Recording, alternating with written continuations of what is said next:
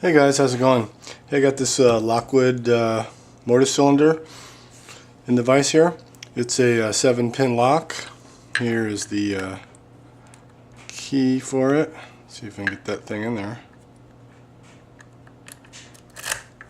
Alright, seems to be working pretty good. It's got 7 pins. Like I said, here's the bitting on the key.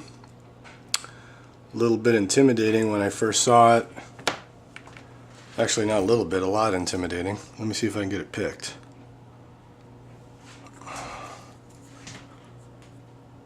Alright. So, it's got a lot of, well, it's got 2 pretty tricky wards up here in the top of the keyway, which make it hard to get the pick to push up on the pins because the pick gets hung up on these wards. 2 little notches. Alright, so let me concentrate a little bit here.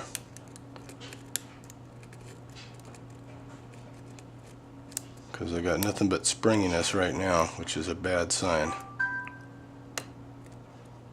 Alright, there was a, don't know which pin that was, but somewhere in the middle of the stack.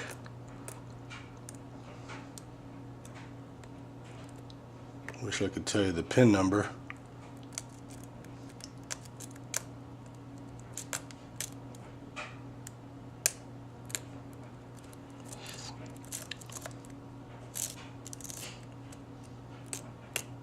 Okay, well there it is, open. Got a pretty tight tension wrench in there too that I made for bigger locks. Alright, let me open this thing up if possible here. See if I can get it open. Okay.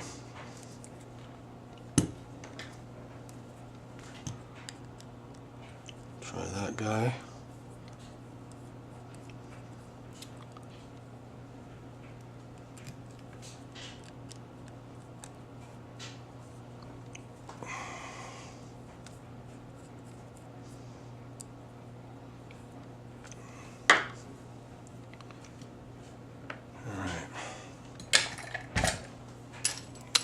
Got the tweezers and the follower here. Okay. In a minute you're going to see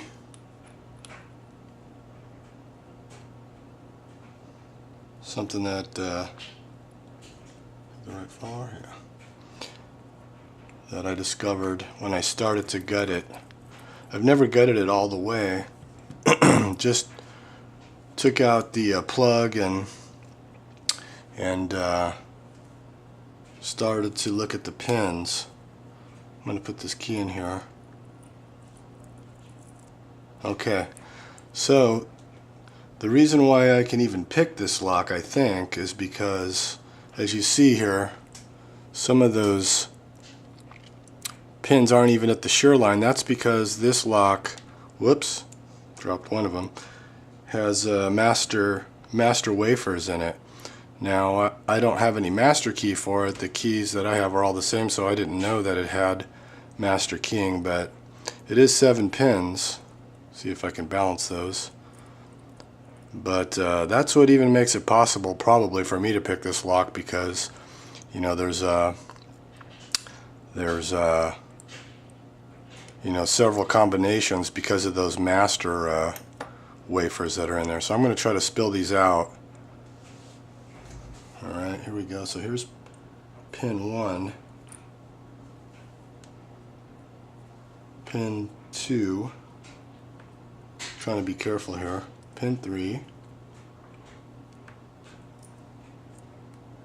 pin 4, pin 5, pin 6, and he came out with a master wafer. These are all normal pins in the plug, and like you saw, I already dumped one of these master wafers. They're really small, and I don't even know where it, well, I'll figure it out later, obviously. There that is. So I'm a little apprehensive about taking these top pins out. but here goes. Alright, well, turn that like that.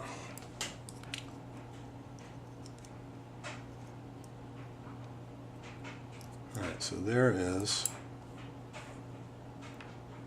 1, 2,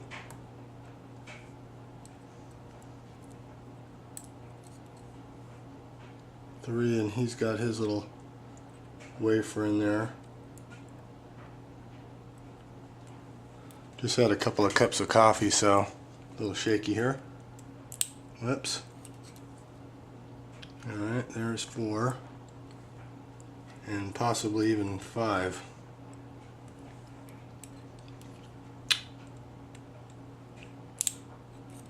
Okay. 6 with his little master wafer. Whoops. Man, those things are pretty tiny. I'm not going to get at that right now. And there goes 7. Alright, well, whoops. Maybe one of those had 2 drivers in it. No, I think it's anyway.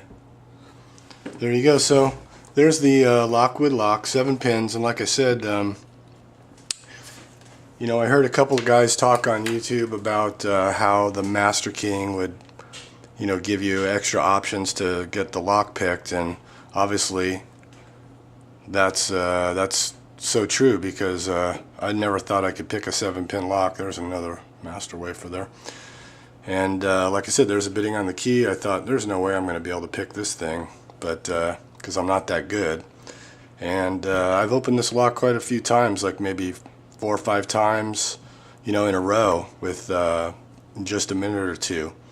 And so that explains it, because there's multiple shear lines, and when you saw I picked the lock, I didn't pick it all to the to this actual key shear line. I had a couple of master shear lines there too, I think. Anyway, thanks for watching. Just thought I'd share this lock with you, and thank you for watching. Happy picking.